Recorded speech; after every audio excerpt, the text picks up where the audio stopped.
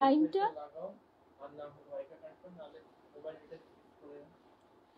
আচ্ছা, তাহলে আমরা আর দেরি না করে শুরু করব। শুভ সন্ধ্যা টিঙ্কু, বিলাসপুরের দিদি, শুভ সন্ধ্যা। গতকাল আমরা যেখানে ছিলাম সেখানে আমরা দেখছি যতীনের স্ত্রী আশাকে যতীন তার তার মতো করে খুবই ভালোবাসে। আশার দিক থেকে কিন্তু স্বার্থপর ভাবটাই অধিক, সে যতীনকে ছেড়ে চলে গেছে, এটা আমরা জানি। আর যতীন সে কিন্তু এখনো তার নববিবাহিত জীবনের সুখ স্মৃতিতে বিভোর, এবং বারে বারেই তার মনে হয় যে সে তার স্ত্রীর প্রতি যথাযথ কর্তব্য করতে পারেনি। শুভ সন্ধ্যা কাবেরী, রানী, নয়নতারা, সকল ভক্ত বন্ধুদের শুভ সন্ধ্যা জানাই। রূপা ভট্টাচার্য। তা এবারে সেই যে একটা আকর্ষণ বা আসক্তি যাই বলি না কেন, যতীন কিন্তু মৃত্যুর পরেও আসার জন্য বারে বারে উতলা হচ্ছে। আর যেহেতু শুভ সন্ধ্যা রিমা, আর যেহেতু পুষ্প সেখানে অনেক দিন আগে গেছে এবং পুষ্পের যে প্রেম, যতীনের প্রতি তার প্রেম, কিন্তু সেই প্রেম কোনো স্বার্থ সিদ্ধির জন্য নয়। আমরা ঠাকুরের কথাতেও পাই, ঠাকুর তার ভক্তদের বলছেন, তার মহিলা ভক্ত যারা আছে, স্ত্রী ভক্ত, একজন বলছে মনমোহন মিত্রের বিধবা কন্যা, সে বলছে যে সে তার ভাইপোটিকে বড় ভালোবাসে। তখন ঠাকুর বলছেন যে ভাইপো তাকেই তুমি গোপাল রূপে সেবা করো। অর্থাৎ মানুষের প্রতি প্রেমও কিন্তু মানুষকে ঊর্ধ্ব আধ্যাত্মিক স্তরে কিন্তু নিয়ে যায়, উচ্চ চেতনায়। হ্যাঁ, সেটি অবশ্যই প্রাথমিক অবস্থায় সেই মানব প্রেম সর্বদর্শী, মানে সর্বদর্শী সমান থাকে না, সমদর্শী প্রেম যাকে বলে, সকলকে সমান চোখে দেখা, সেটাও থাকে না।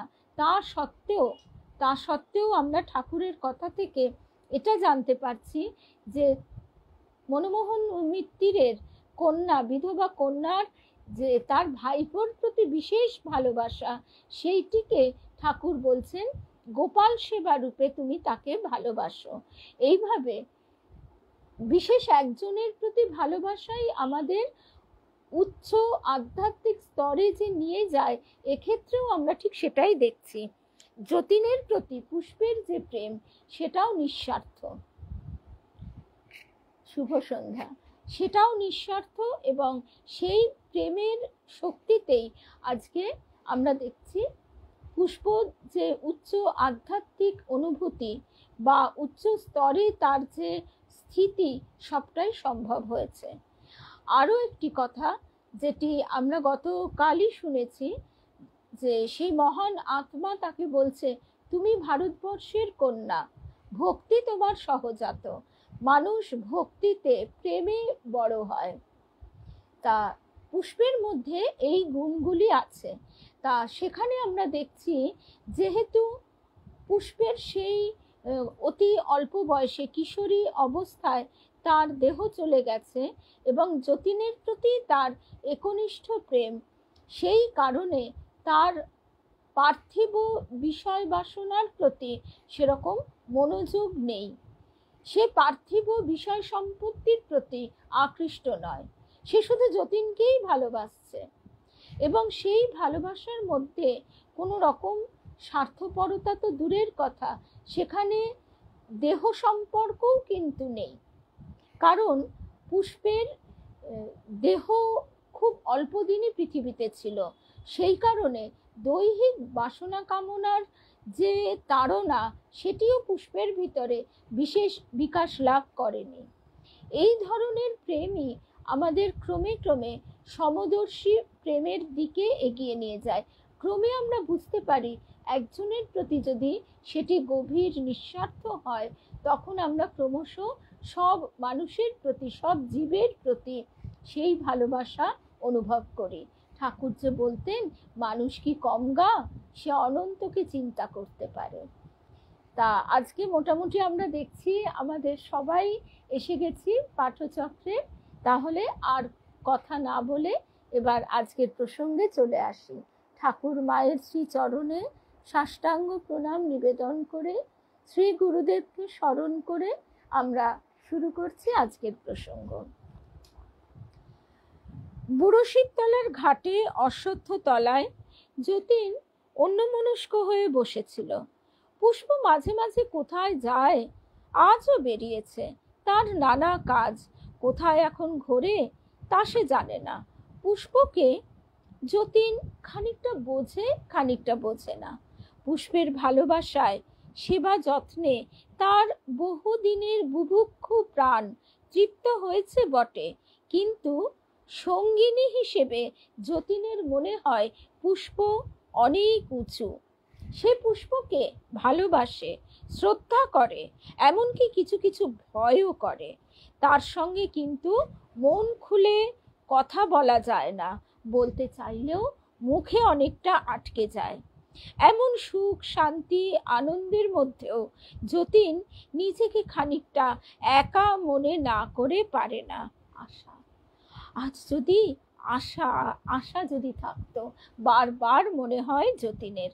আসলে যতীনের থেকে পুষ্পের মনন, আধ্যাত্মিক চেতনা যেহেতু খানিকটা, বেশ খানিকটা বেশি, তাই যতীনের যে ধরনের স্থূল চাওয়া, কামনা, সবসময় যে সেটা দৈহিকই হতে হয় তাও নয়, আলোচনার প্রসঙ্গ, সেইগুলি ঠিক যেন পুষ্পের সঙ্গে মেলে না। যতীন যে স্তরে বিরাজ করে সেই স্তর থেকে পুষ্পের স্তর বেশ খানিকটা উঁচু। শুভ সন্ধ্যা। পিয়ালি আরো সবাই এসে গেছি আমরা। সোমা, শুভ সন্ধ্যা। তা সেই জন্যে এখানে আমরা দেখছি যে যতীন পুষ্পকে শ্রদ্ধা করে, ভালোবাসে, কিন্তু মন খুলে সব কথা তার সঙ্গে বলা যায় না, বলতে চাইলেও ওই মুখে অনেকটা আটকে যায়। এইসব সুন্দর দিনে, সুন্দর প্রাকৃতিক দৃশ্যের মধ্যে বসে যতীনের আশার কথাই মনে হয়। আরও মনে হয় সে বড় হতভাগিনী। আর এই যে এত ভালোবাসা তার হৃদয়ে আশার জন্য রয়েছে, আশা তা বোঝেনি, কোনোদিনই বোঝেনি। আশা যদি বুঝতো তার মূল্য দিত। হতভাগিনী নিজেই কত তৃপ্তি পেত। তার ইচ্ছা হয় যখন তার ইচ্ছা হয়, মানে যতীনের ইচ্ছা হয় মাঝে মাঝেই আশার কাছে যাই, কিন্তু পুষ্প তাকে যেতে দেয় না। এর কারণ যতীন জানতো না। আশার জীবনের অনেক ব্যাপার পুষ্প যা জানে, যতীন তা জানে না।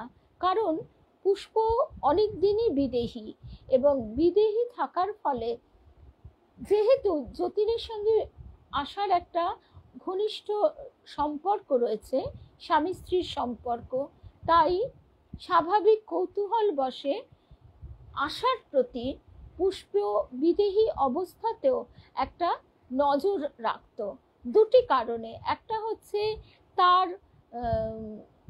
নারী সুলভ একটা কৌতূহল, আর দ্বিতীয় হচ্ছে যেহেতু যতীনের চিন্তা ভাবনার মধ্যে আশা বারবার যুক্ত হয়, যতীনের মনের টানাপোড়েন চলে আশাকে নিয়ে, সেই কারণে পুষ্পের আশার ব্যাপারে অনেক বেশি জানা আছে, অনেক খবর জানা আছে, যা কিনা যতীন জানে না। পুষ্প জানাতেও চায় না যতীনকে, কারণ যতীন জানলে দুঃখ পাবে। আশার জীবনের অনেক ব্যাপারই এইভাবে যতীনের কাছে গোপন রয়েছে। পাছে সেসব দেখলে যতীনের মানসিক যন্ত্রণা বেড়ে যায়, সেই জন্যে পুষ্প প্রাণপণে সেসব জিনিস ওর দৃষ্টি থেকে লুকিয়ে রাখতে চায়। যার কোনো প্রতিকার করবার ক্ষমতা নেই, যার কোনো প্রতিকার করবার ক্ষমতা নেই, তা ওকে জানতে দিয়ে কোনো লাভ নেই। আশা কষ্ট পাচ্ছে, সে তার কর্মফলে, তার সংস্কারে সে কষ্ট পাচ্ছে। যতীন জানতে পারলেও তাকে কোনোভাবে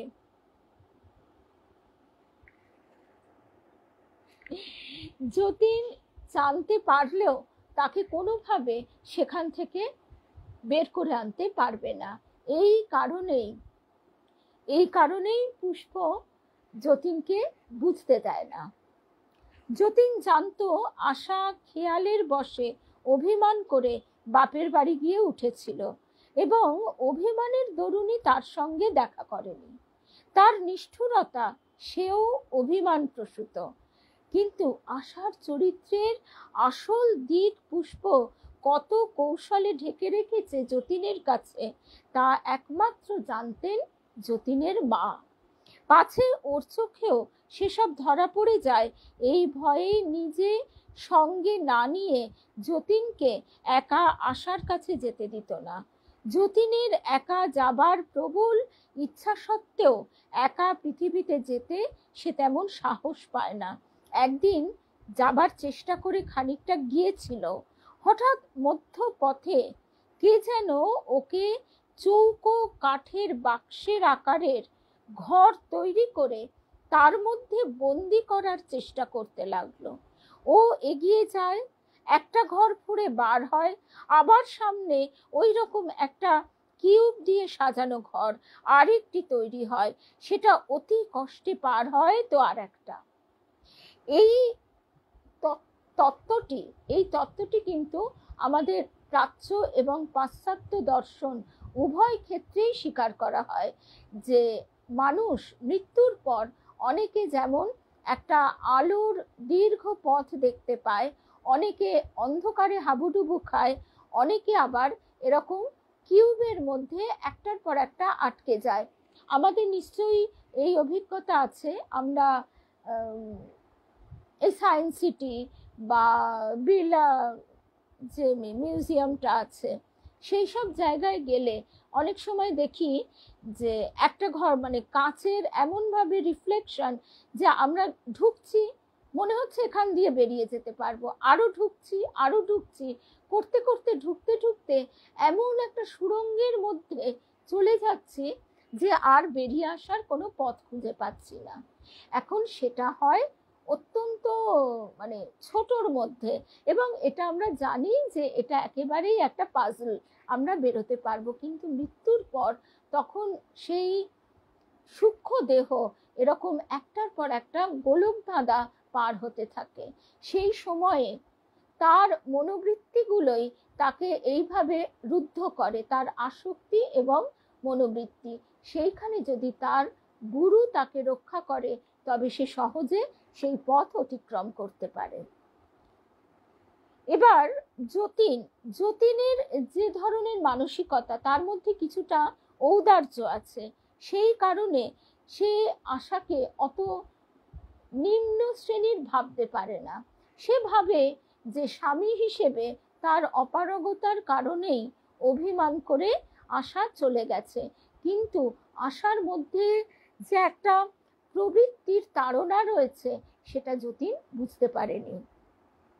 আর সেটাই পুষ্প এবং যতীনের মা আড়াল করে রাখতে চায়। এবারে আমরা দেখছি যে যতীন এগিয়ে যায়, একটা ঘর ফুঁড়ে বার হয়, আবার সামনে ওই রকম কিউব দিয়ে সাজানো ঘর আরেকটি তৈরি হয়, সেটা অতি কষ্টে পার হয় তো আর একটা।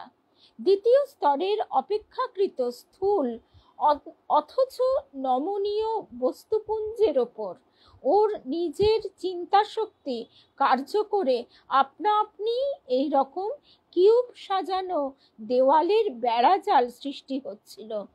চিন্তার সংযম বা পবিত্রতা অভ্যাস না করলে এইসব নিম্ন স্তরে যে ওরকম হয় তা যতীনের জানা ছিল না। যতীন যত ভয় পায় ততই তার মনের বল কমে যায়, ততই সে নিজের সৃষ্টি কিউব রাশির মধ্যে নিজেই বন্দী হয়। জনৈক উচ্চ স্তরের পথিক আত্মা তাকে সে বিপদ থেকে সেদিন উদ্ধার করেন, সেই থেকে একা পৃথিবীতে আসতে ওর ভরসা হয় না। ঠিক এইরকমই একটা কথা স্বামী সোমেশ্বরানন্দজি মহারাজও আমাদের কিন্তু বলছেন যে ভয়, বা নেগেটিভ চিন্তা ঠিক আমাদেরও এই স্থূল জগতেও এইভাবে আমাদের ক্রমশ হতাশা বিষাদের কিউবের ভেতর নিয়ে যায়। আমরা হতাশা এবং বিষাদের ভিতর যখন একবার ডুবতে শুরু করি তখন কিন্তু ক্রমশ চোরা বালির মতো আরো আরো ডুবে যেতে থাকি, আর ততই আমাদের চারিদিক থেকে যেন নেগেটিভ চিন্তা একেবারে গলা টিপে ধরতে আসে। স্বামী সোমেশ্বরানন্দজি মহারাজ খুব সুন্দরভাবে ব্যাখ্যা করছেন। তিনি এই করোনার সময় এগুলো খুব সুন্দরভাবে বলতেন, মানে ফেসবুকেই আমরা পড়তাম যে আমরা কেউ চাই না এই করোনার আক্রমণ বা আমাদের কাছে পিঠে কারোর এগুলো হোক, কিন্তু তবু যখনই আমরা কারোর সঙ্গে আলোচনা করছি আমাদের মূল প্রসঙ্গই হয়ে যাচ্ছে এটা। আমরা যখন কোনো একটা মর্মান্তিক ঘটনা শুনি, যখন একটা মর্মান্তিক খবর যখন আমরা খবরের কাগজে পড়ি, দেখা যায় আমরা বারবার কিন্তু সেটা নিয়েই আলোচনা করি। এটা আমাদের মনের একটা অদ্ভুত সহজাত প্রবৃত্তি। মন সবসময় সেটাকেই, যেটা আমরা চাই না, সেই নেগেটিভ জিনিসটাকেই কিন্তু বারবার আলোচনার মধ্যে নিয়ে আসে। এবং এটা এই রিসেন্টও হচ্ছে, যেমন এই ভয়ঙ্কর প্লেন ক্র্যাশটা, সেটা এআই দিয়ে লোকে নানা রকম তৈরি করছে রিলস, সেইগুলি আমরা বারবার দেখছি, সেই ফাঁদেও পড়ছি, আমরা মানসিকভাবে বিপর্যস্ত হচ্ছি, আবারও দেখছি, আবারও আলোচনা করছি। এখন যদি আমার ভাগ্যে এটা থাকে সেটা ঘটবে, কেউ আটকাতে পারবে না, কিন্তু আমরা যত নেগেটিভ জিনিস চিন্তা করব ততই আমাদের সেটা অ্যাট্রাক্ট করা হয়। আমাদের গুরুদেবও বলতেন, তোরা ব্যাধি ব্যাধি করে রোগকে আহ্বান করে আনিস। বহু মানুষকে এটা আমরা বাস্তবেই দেখতে পাই। আদতে দেখা যায় তার যে সেরকম কোনো ব্যাধি আছে তা নয়, পরীক্ষা নিরীক্ষা করে তার রিপোর্ট সেভাবে কিছুই দেখাচ্ছে না, অথচ সে নিজেকে অত্যন্ত অসুস্থ বোধ করছে। এগুলোই হচ্ছে মনের শক্তির অভাব। আবার বহু মানুষ মানে যেটা ইভেন ক্যান্সার, সেটাকেও সে সহজভাবে মেনে নিয়ে সেটাকেও ওভারকাম করে যাচ্ছে। আসলে আমরা দেহকে পুষ্ট করবার জন্য যতটা সচেতন হই, মনকে পুষ্ট করবার দিকে সেভাবে চিন্তা করি না। শুধুমাত্র একাডেমিক কোয়ালিফিকেশন বা লেখাপড়াটাই কিন্তু মনকে পুষ্ট করবার পক্ষে যথেষ্ট নয়।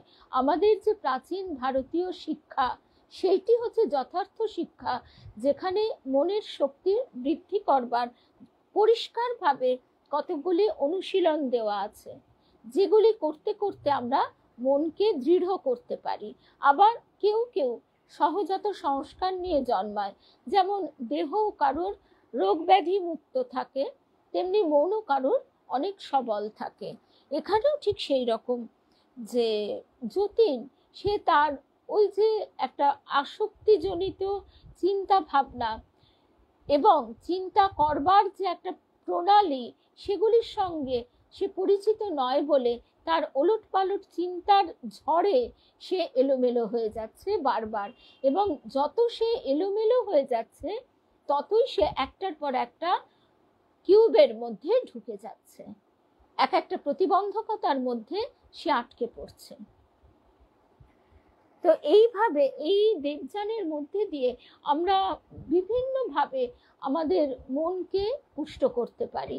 আসলে মনকে পুষ্ট করবার শিক্ষা আমাদের ভারতীয় শাস্ত্রে এতটা থাকা সত্ত্বেও আমরা এ ব্যাপারে এতটাই উদাসীন যে বলার কিছু নেই। আজও বসে ভাবতে ভাবতে আশার জন্যে সহানুভূতি ও দুঃখে ওর মন পূর্ণ হয়ে গেল, কিন্তু কি করবার আছে তার? অশরীরী অবস্থায় আশার কোনো উপায় সে করতে পারে না, অন্তত করবার উপায় তার জানা নেই। হঠাৎ তার প্রবল আগ্রহ হলো একবার সে আশার কাছে যাবার চেষ্টা করবে, এলোমেলো চিন্তা মন থেকে সে দূর করবে। ভেবে ভেবে চণ্ডীর একটা শ্লোক তার মনে পড়ল। ইয়া দেবী সর্বভূতেষু দয়া রূপেণ সংস্থিতা নমস্তস্যৈ নমস্তস্যৈ নমস্তস্যৈ নমো নমঃ। এই শ্লোকটা এক মনে আবৃত্তি করতে করতে সে ইচ্ছা করলে যে পৃথিবীতে যাবে। এখানে দেখবার বিষয়, যতীনের মনটা যে অনেকটা উদার, সে মায়ার দ্বারা তাড়িত হলো না, সে এখানে দয়ারূপের কল্পনা করলো। তার মন, তার বিবেক, স্বামী হিসেবে তার কর্তব্য, তার বিবেক তাকে আসার জন্য চিন্তা করাচ্ছে। তাই সে তার ভিতরের যে দয়ার বোধ সেইটিকে জাগ্রত করছে। এইভাবে শ্লোকটা এক মনে আবৃত্তি করতে করতে সে ইচ্ছা করলে যে পৃথিবীতে যাবে, আশাদের বাড়িতে আসার কাছে। পরক্ষণেই সে অনুভব করলে যে মহাশূন্যে মহাবেগে কোথায় যেন সে নীত হচ্ছে, এসে পৌঁছচ্ছে। গতির বেগে তার শরীরে শিহরণ এনে দিলে মন মাঝে মাঝে অন্যদিকে যায়, আবার ফিরিয়ে এনে জোর করে চণ্ডীর শ্লোকের প্রতি নিবদ্ধ করে। এই তো তার শ্বশুর বাড়ির পুকুর, ওই তো সামনেই বাড়ি। বড় মজার ব্যাপার, এটা এখনো যতীন বুঝতে পারে না কি করে সে চিন্তা করা মাত্রেই ঠিক জায়গায় এসে পৌঁছে গেল। এরোপ্লেন যারা চালায় তাদের তো দিক ভুল হয়, কত বিপাকে বেঘরে মানুষ মারা যায়, কষ্ট পায়। কিন্তু কি নিয়ম আছে এই জগতে যে জনৈক অজ্ঞ আত্মা শুধুমাত্র চিন্তা দ্বারা গন্তব্যস্থানে এসে পৌঁছয়। এর থেকেই আমরা বুঝতে পারছি যে চিন্তা শক্তির কতটা জোর। আমরা সাধারণভাবেই আমাদের ছেলে মেয়েদের, টিচাররা স্টুডেন্টদের বলে থাকে পরীক্ষার আগে যখন ভয় পায়, তখন বারবার আমরা কি বলি, কেন ভয় পাচ্ছ, তুমি কেন আগেই হেরে যাচ্ছ, যা পারবে তাই করবে, তাকে আমরা মনে সাহস দিই। অথচ আমরা নিজেরাই ঠিক এই ভয়টাই পাই এই যুদ্ধ ইত্যাদি ইত্যাদি ক্ষেত্রে। প্রত্যেকটা ক্ষেত্রে আমরা বিভিন্ন জন ভবিষ্যতের চিন্তায়, রোগ ব্যাধি, সন্তানের চিন্তায়, আত্মীয় পরিজনের, নিজের চিন্তায় সবাই ভয় পায়। সেই সময় স্বামী সোমেশ্বরানন্দজি মহারাজের নির্দেশ হচ্ছে সেই ভয়কে অস্বীকার করা যায় না। জীব তার ইনস্টিংক্ট ভয় পাওয়া, তখন সে মনকে জোর করে ঈশ্বর চিন্তা করবে। যদি তার দীক্ষা লাভ হয় তাহলে সে জপ করবে, সে ঠাকুর মায়ের চরণে নিজেকে সঁপে দেবে একদম। আর তারপরে নিজেকে সঁপে দেবে। কারণ যখনই আমরা ভয় পাই, আমাদের এই যে দাদা যেটা বলছেন, দাদা ভাই, নিজের মনকে শ্রদ্ধা করা, আসলে মনের শক্তি বিপুল। এই শুদ্ধ মন ঈশ্বর লাভ করতে পারে। শুদ্ধ মন, শুদ্ধ বুদ্ধির গোচর তিনি, ঠাকুর বলছেন। তো সেই শুদ্ধ মনের কাছে আমরা পৌঁছইনি।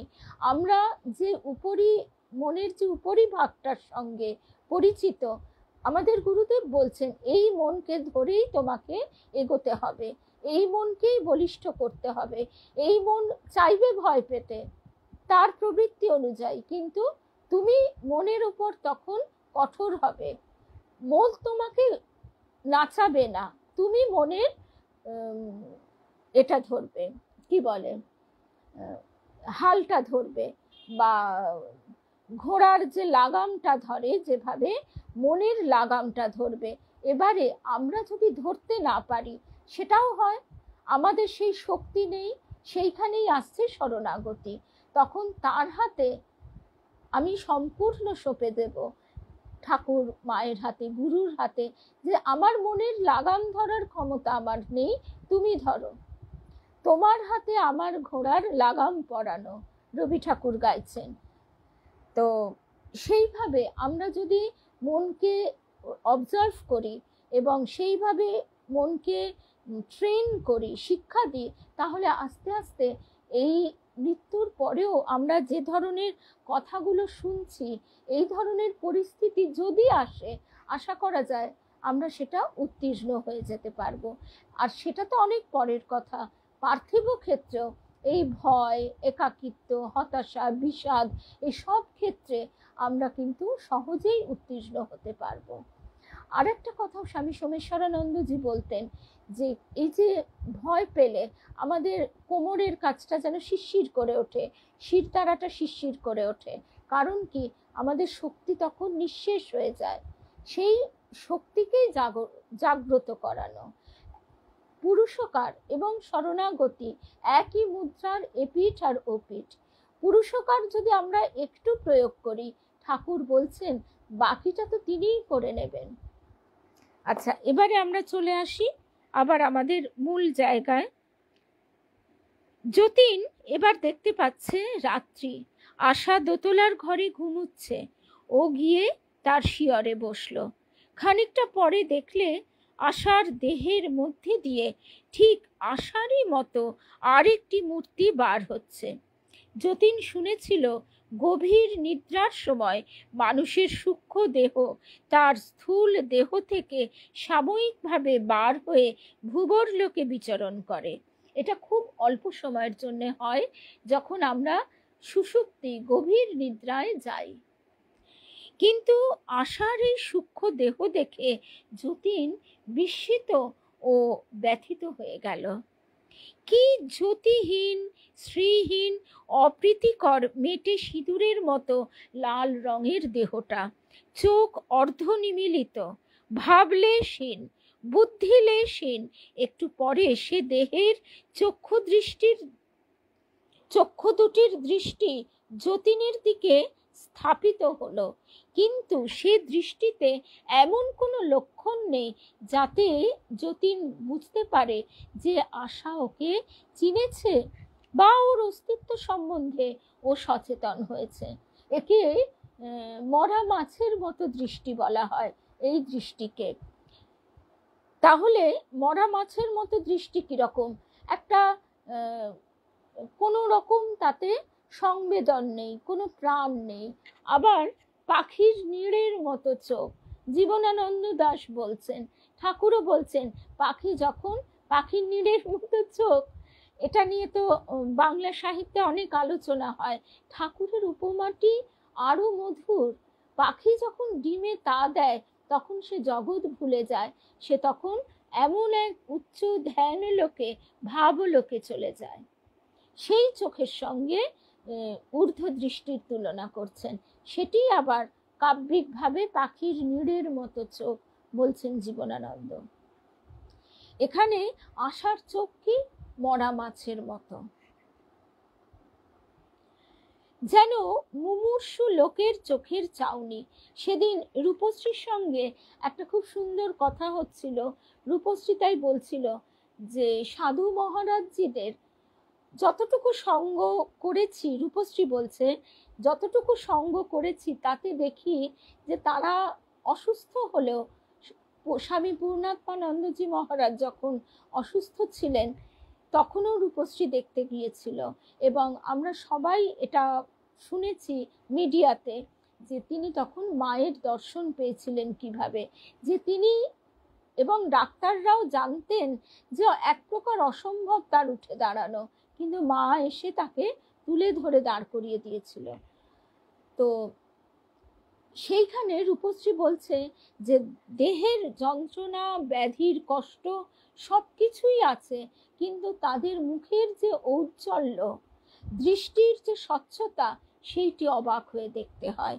তুলনাটা এইখানেই মানে আসছে যে আশা যে কত নিম্ন স্তরের সেটা তার চোখের দৃষ্টিতে প্রকাশ পাচ্ছে।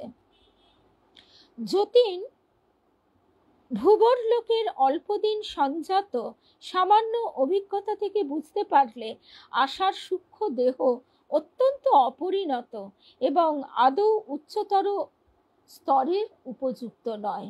সে জিজ্ঞেস করলে, আশা কেমন আছো? আশা, আমায় চিনতে পারো? আশার চোখে মুখে এতটুকু চৈতন্য জাগলো না, সে যেন চোখ চেয়ে ঘুমোচ্ছে। যতীন চতুর্থ স্তরে যেমন অবস্থায় পড়েছিল, আশার ভূগর্ভলোকে অতি নিম্ন স্তরের সেই অবস্থা। এখন ও যদি পৃথিবীর স্থূল দেহটা হারায়, এ লোকে এসে মহা কষ্ট পাবে, কারণ যে দেহটা নিয়ে এ লোকের সঙ্গে কারবার অর্থাৎ ইন্টারাকশন, সে দেহটাই ওর তৈরি হয়নি। সদ্য প্রসূত অন্ধ বিড়াল ইঁদুর ধরবে কেমন করে? বিড়াল যখন জন্মায় তার চোখ ফোটে না, সে তখন ইঁদুর ধরবার উপযুক্ত হয় না, তাকে উপযুক্ত হতে হয়। এইটাই হচ্ছে আধারকে গঠন করা, উপযুক্ত হওয়া, যেমন তার কৃপা ধারণের উপযুক্ত হওয়া। আমার এই দেহটা চলে গেলে যে সূক্ষ্ম দেহটা, তারও গঠন হয়। এবং সেই কারণে আমাদের শাস্ত্রে বলা হয়, রোগে ভুগে ভুগে মৃত্যু হলে তখন তবু তার খানিকটা চেতনা হয়, সূক্ষ্ম দেহটি সে কিছুটা হলেও তার গঠন হয়। সে তার দেহটা দেখতে পায় কিরকম কদর্য হয়ে গেছে, কিরকম বিকৃত হয়ে গেছে, তখন সে বুঝতে পারে এই দেহটাতে থাকা তার পক্ষে আর খুব একটা সুখকর নয়, তার কাছে সেটা দুর্গন্ধযুক্ত বোধ হতে পারে।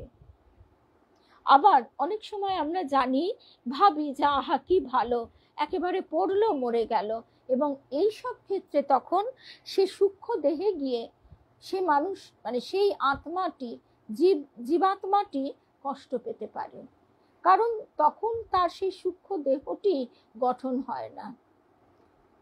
অর্থাৎ আশা অতি নিম্ন শ্রেণীর আত্মা। যতীন আরো কয়েকবার নিজের অস্তিত্ব সম্পর্কে আশাকে সচেতন করবার বৃথা চেষ্টা করে ব্যথিত মনে পৃথিবী থেকে বিদায় নিলে। সেদিনই বুড়ো শিবতলার ঘাটে গঙ্গার ধারে একটা ব্যাপার ঘটল। পুষ্প ও যতীন বাড়ির সামনে বাগানে বসে গল্প করছে। যতীন পুষ্পকে পৃথিবীতে যাওয়ার কথা কিছুই বলেনি, তবুও পুষ্প সব ব্যাপার জানে। পাছে মনে কষ্ট পায়, এই জন্যে যতীনকে সে বলেনি যে সে জানে। মানে যতীন যে পুষ্প জানে সেটা যতীন জানে না, সে তো পুষ্পকে বলেনি, কিন্তু পুষ্প সেটা জেনে গেছে, তার সেই শক্তিটা আছে, কিন্তু সে যতীনকে জানায়নি যাতে সে কষ্ট পায়। হঠাৎ আকাশের এক কোণে নীল উজ্জ্বল আলো দেখা গেল। গঙ্গার এপার ওপার ওদের বাড়ি ঘর, বাগান, বুড়ো শিবতলার ঘাট, এমনকি ওপারের শ্যামাসুন্দরীর ঘাট পর্যন্ত সে আলোয় উদ্ভাসিত হয়ে উঠল। পুষ্প শশব্যস্তে দাঁড়িয়ে উঠে বললে, দেখো দেখো দেখো, কোনো দেবতা, সে দেখো যতীনদা। পরক্ষণেই যতীনের মনে হলো একটা বিরাট প্রজ্বলন্ত উল্কা তাদের বাড়ির অদূরে উন্মুক্ত বনজ লিলির ঝোপের ধারে এত প্রখর আলো বিকাশ করে এসে পড়ল যে দুজনেরই চোখ ধাঁধিয়ে গেল তার তীক্ষ্ণ উজ্জ্বল আলোর তীব্রতায়। ওরা আশ্চর্য হয়ে ছুটে গিয়ে দেখলে যে এক মহা জ্যোতির্ময় দেহধারী পুরুষ ঝোপের ধারে বসে পড়েছেন। অমন মহিমময় স্ত্রী যে পৃথিবীর মানুষের হয় না তা দুবার বলে দিতে হয় না। দুজনেই বিস্ময়ে ভয়ে আড়ষ্ট হয়ে দূর থেকে দেখছে। এমন সময় দেবতার কাছ থেকে পুষ্পের কাছ পর্যন্ত একটা ম্যাজেন্টা রঙের আলোর চওড়া শিখা সাপের মতো কুটিল বক্র আকৃতি ধরে একেবারে খেলে গেল। একটা বড় 10 ব্যাটারির টর্চের আলো কে যেন একবার টিপে তখনই বন্ধ করলে। যারা শ্রী অরবিন্দের এবং দ্য মাদার, মায়ের কালার রঙের উপর কিছু লেখা পড়েছেন, তারাই জানেন যে প্রত্যেকটা কালারের ভিতর একটা অন্তর্নিহিত শক্তি আছে। আমরা যারা এই নিয়ে চর্চা করে তারা জানে যে, তারা বলে মানুষের চরিত্র বোঝা যায় কে কোন রংটা পছন্দ করে তার মধ্যে দিয়ে। আমাদের শ্রী শ্রী রাধা দামোদর লালজি কালো রং পছন্দ করেন না, কালো রঙের পোশাক। আবার বহু মানুষ আছেন যারা কালো রং খুব ভালোবাসেন, আবার তারা বলে কালো পরলে নাকি খুব উজ্জ্বল দেখায়। যাই হোক, প্রত্যেকের মনের ভাইব্রেশন, মনের তরঙ্গ স্পন্দন যারা এই রং নিয়ে চর্চা করেন, এটিও একটি অন্যতম শাস্ত্র যেখান থেকে মানুষের চরিত্র বোঝা যায়। যেমন গেরুয়া, এই রংটিরই একটা আলাদা মাহাত্ম্য আছে। আবার লাল রং রজগুণের চিহ্ন, যাদের ভিতরে লাল রং পরবার প্রবণতা বেশি তাদের মধ্যে রজগুণের আধিক্য বেশি। সাদা রং পরবার প্রবণতা বেশি, তাদের ভিতরে দেখা যায় সত্ত্বগুণের প্রবণতা বেশি। তো এইভাবে আমরা এখানে যে শুনছি ম্যাজেন্টা রং, সেই দিনই পড়ছিলাম ম্যাজেন্টা রঙের একটা খুব পজিটিভ দিক আছে। এই রংটির মধ্যে একটা পজিটিভ স্পন্দন থাকে।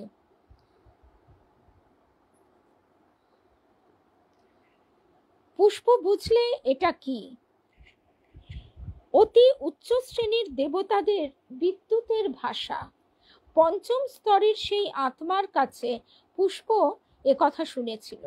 তিনি বলেছিলেন, ঊর্ধ্বতন লোকে নবম বা দশম স্তরের ওপরেও যেসব উচ্চ স্তর, সেখানে দেব বিবর্তনের জীবেরা বাস করে।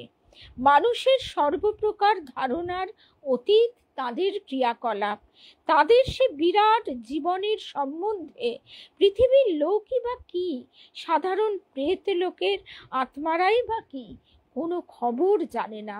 মুখের ভাষায় তারা কথা বলেন না, তাদের প্রকাশের ভঙ্গি সম্পূর্ণ স্বতন্ত্র। আগুনের বা বিদ্যুতের ভাষায় চলে তাদের কথাবার্তা। এ কথা আমরা যখন জ্ঞানগঞ্জ সম্বন্ধে একটু শুনেছিলাম শ্যামাচরণ লাহিড়ীর প্রসঙ্গে, তখনও শুনেছিলাম যে তখন চিন্তার তরঙ্গের দ্বারা কথার আদান প্রদান হয়। কারণ ভাষা মানুষের সৃষ্টি। মানুষ যখন আদিম অবস্থা থেকে বিবর্তনের মধ্যে দিয়ে আসছে, সে তো প্রথমে পশুর মতনই চিৎকার করত কতগুলো সাংকেতিক ভাষায়। তারপর সেটাকে তার মস্তিষ্ক যত উন্নত হয়েছে, সে আস্তে আস্তে তাকে রূপদান করতে পেরেছে। তার মানে কি, এটি মনুষ্য সৃষ্ট একটি পদ্ধতি, খুব নিম্ন স্তরেরই পদ্ধতি। আমরা টেলিপ্যাথি বলে একটা কথা তো জানি, অনেক সময় এটা আমাদের হয়ে থাকে। অর্থাৎ চিন্তার তরঙ্গ যে আদান প্রদান ঘটে, এ ব্যাপারে কোনো সন্দেহ নেই। আমরা যার কথা ভাবছি, ভাবতে ভাবতে দেখলাম তার ফোন এসে গেল। এরকম তো হামেশাই হয়। আরো বহু ক্ষেত্রে হয়, প্রেমিক প্রেমিকা, স্বামী স্ত্রী, সন্তান মা, সন্তান পিতা মাতা, এইসব বন্ধু ক্লোজ রিলেশনগুলোতেই এটা হয়। কিন্তু এটা আমরা কেউ নিজেরা প্রয়োগ করতে পারি না। একটা স্তরে গিয়ে সেটা তারা নিজেরা প্রয়োগ করতে পারেন, তখন তাদের ভাষার প্রয়োজন হয় না। এই কথা দেবী মায়ের কাছে শুনেছি। দেবী মা বলছেন, সেখানে শুধু চিন্তার দ্বারা কথার আদান প্রদান হয়। অর্থাৎ আমার মনে যে জিজ্ঞাসা উঠল, সঙ্গে সঙ্গে মনের মধ্যেই তার উত্তরটা এসে গেল। এটা, এর বেশি আমার আর ব্যাখ্যা জানা নেই। পুষ্প হাত জোর করে নীরবে দাঁড়িয়ে রইল। পুনরায় মহা ব্যস্ত ও ক্ষিপ্র আর একটা তীব্র বিদ্যুৎ শিখা ওকে এসে স্পর্শ করতেই ওর মনের মধ্যে চিন্তায় এই প্রশ্ন জাগলো, আমি কোথায়? এইটাই দেবী মায়ের কাছে শুনেছিলাম। দেবী মা তো কোনোদিন দেবযান পড়েননি। আর আমি তো দেবী মার কাছে যখন গেছি, তার আগে পড়া হয়ে গেছে। তখন আমি মাকে জিজ্ঞেস করেছিলাম যে, মা আপনি পড়েছেন? মা বললেন, তো আমি তো জানি না গো, আমার তো বেশি লেখাপড়া নেই, আমার যা কিছু সব ঠাকুর আমায় যেটুকু শেখান।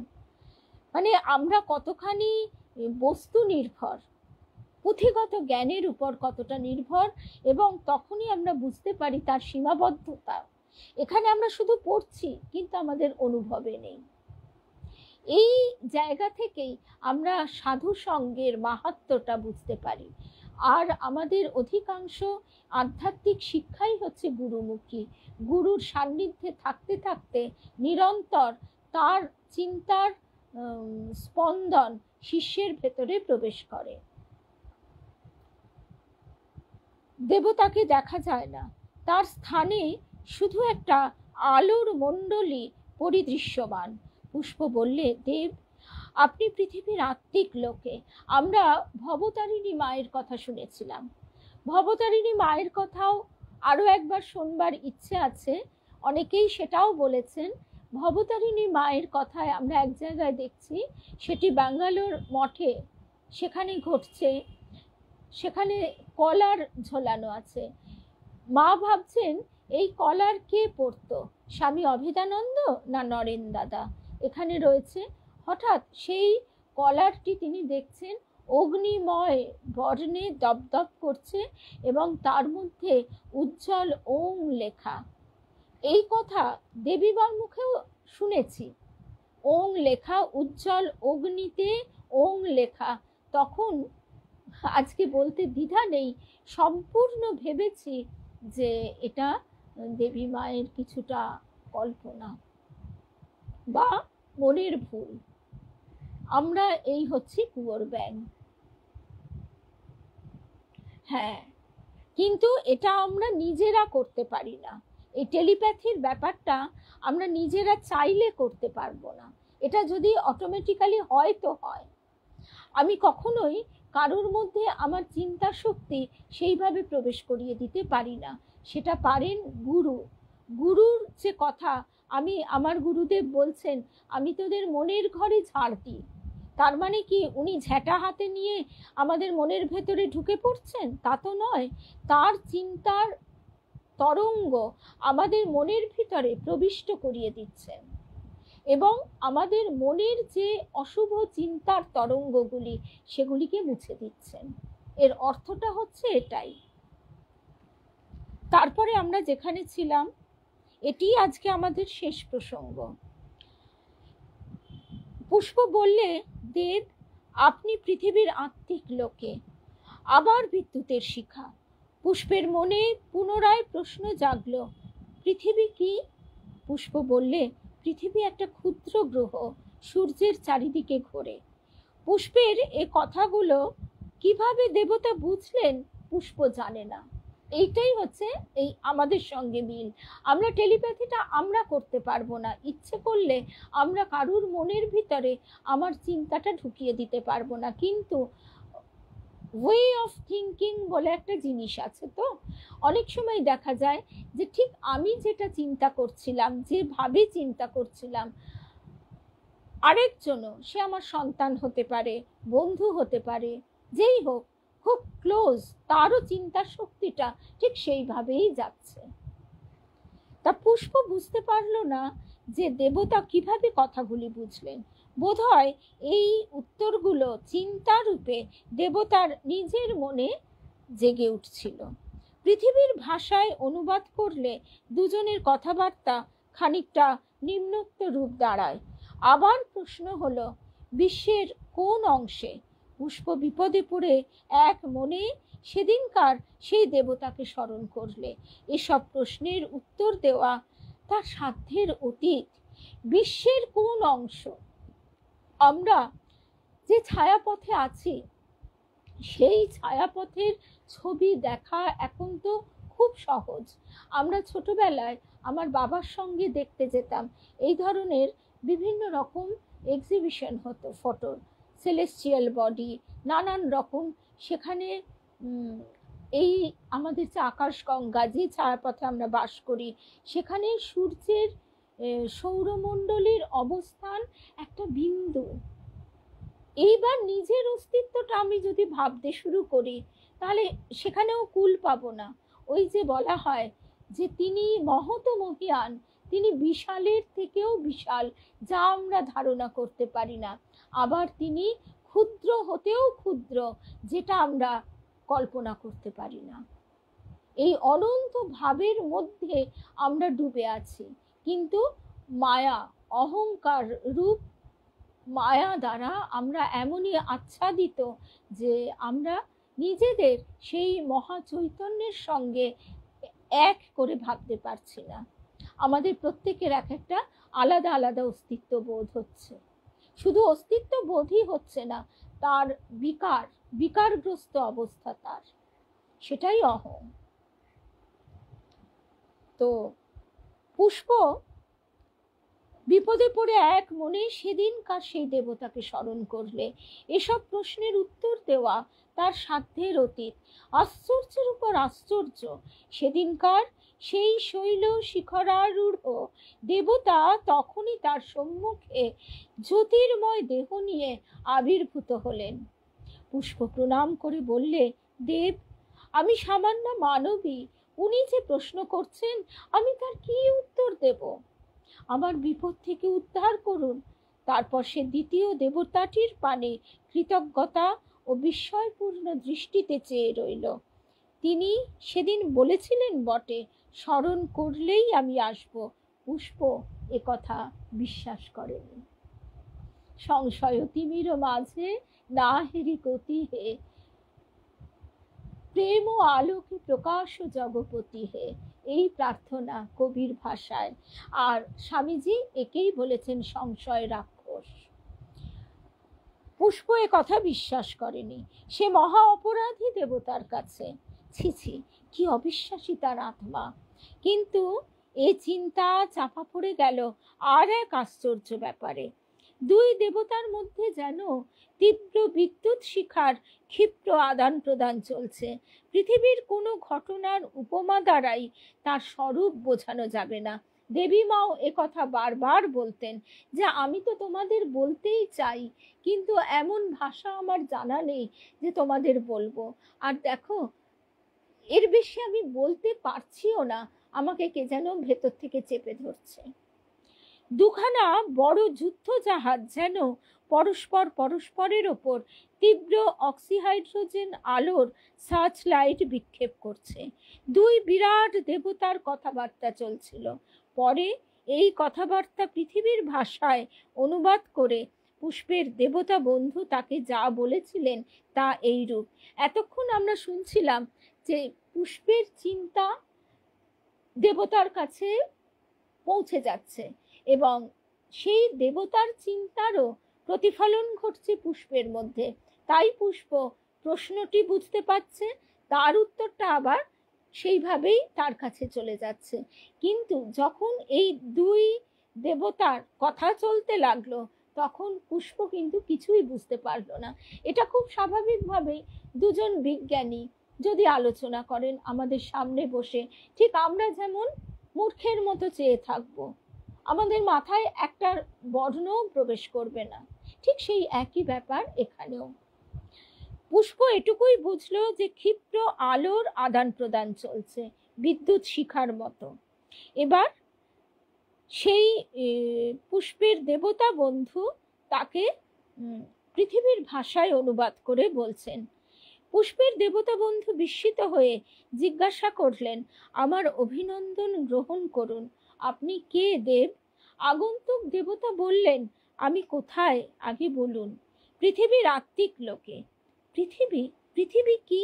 ক্ষুদ্র গ্রহ সূর্য নামে একটা নক্ষত্রের চারিধারে ঘোরে।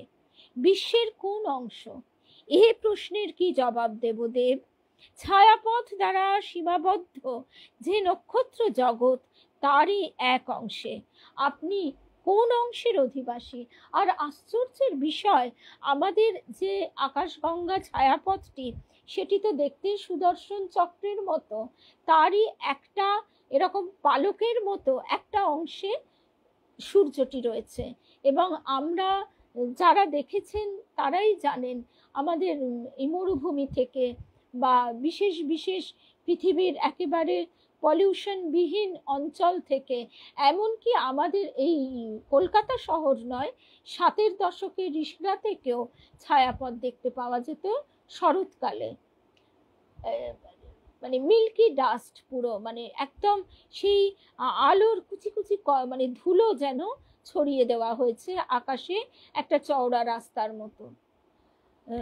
ওই সময় আমাদের লোডশেডিং হতো, আর তাছাড়া রাস্তায় মানে সমস্ত রাস্তাতেই তখন স্ট্রিট লাইট বলতে বাল্ব জ্বলতো, আর সেরকম এমন কিছু আলো থাকতো না যে আকাশের অনেক উঁচু অবধি তার রশ্মি পৌঁছায়, যে কারণে শরৎকালে আকাশ পরিষ্কার হয়ে গেলে কখনো কখনো এটা দেখা যেত।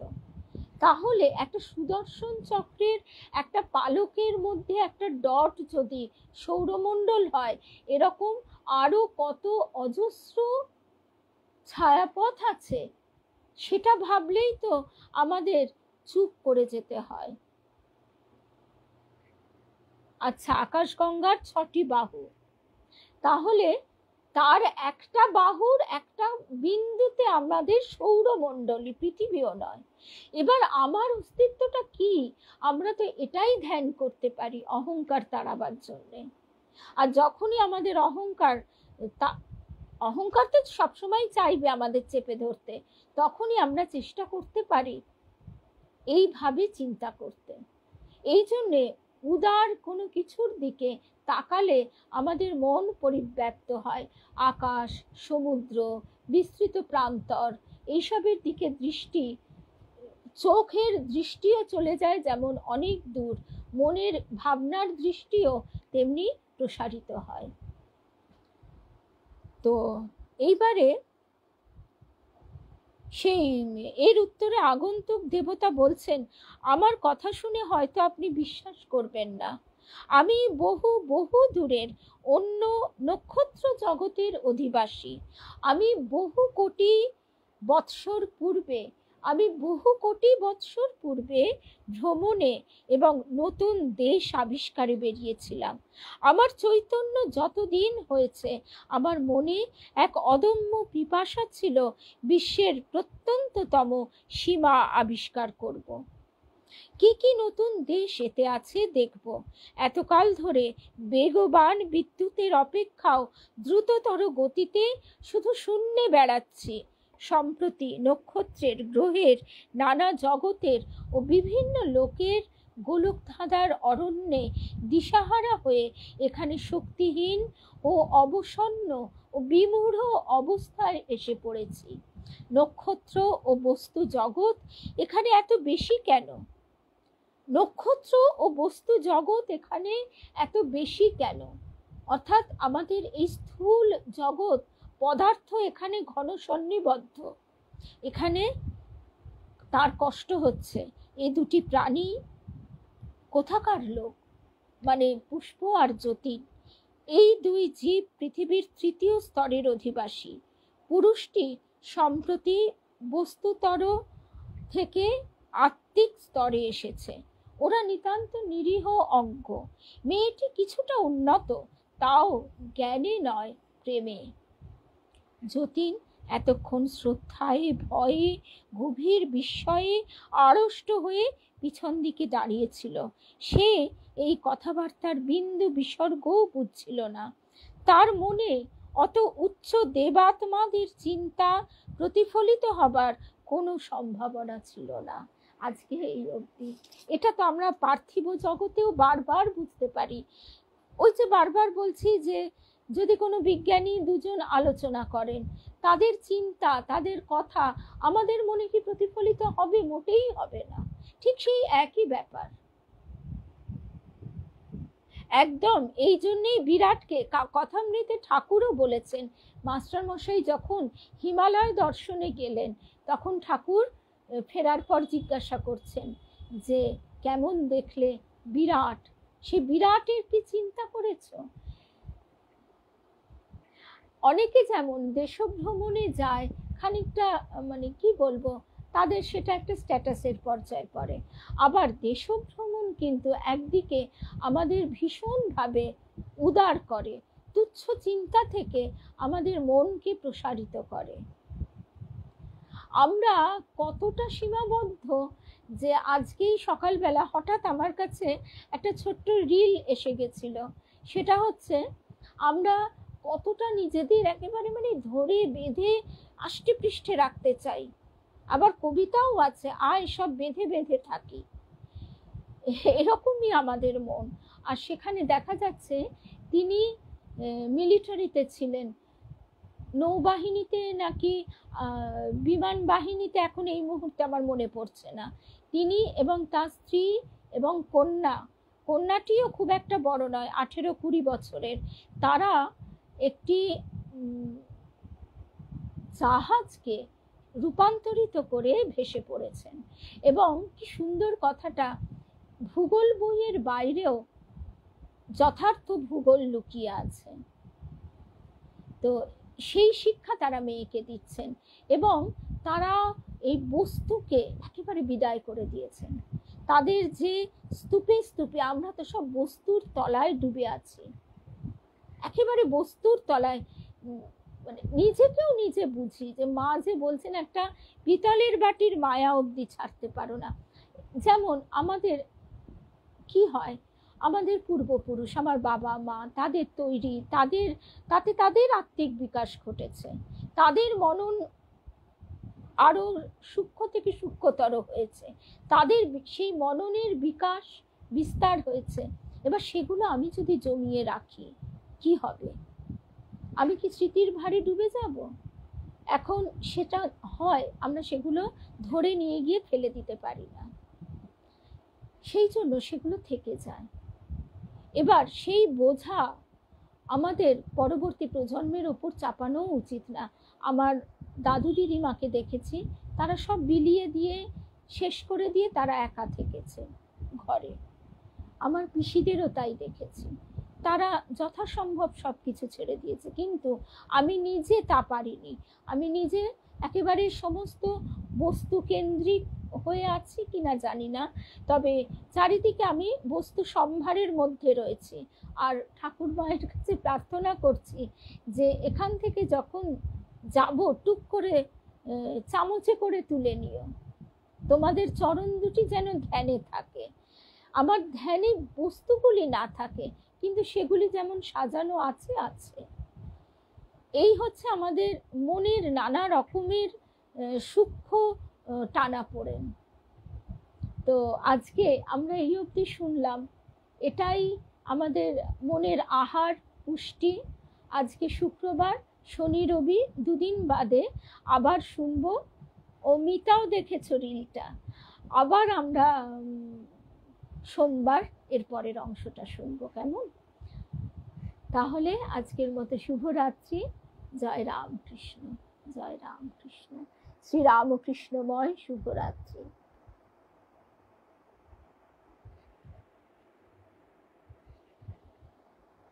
মা বলছেন শয়নে প্রণাম জ্ঞান, নিদ্রায় করো মাকে ধ্যান। মায়ের ভক্ত বলছেন শয়নে প্রণাম জ্ঞান, নিদ্রায় করো মাকে ধ্যান। আমার বাবা বলতেন, আরো অনেকেই এই ধরনের মানে শিক্ষা দিয়ে থাকেন। আমাদের গুরুদেবও বলতেন, বালিশের ওপর মায়ের নাম লিখে তারপর শো। আমরা অন্তরে যেন ঠাকুর মাকে, শ্রী গুরুকে চিন্তা করতে করতে ঘুমিয়ে পড়তে পারি। জয় রামকৃষ্ণ, জয় রাম।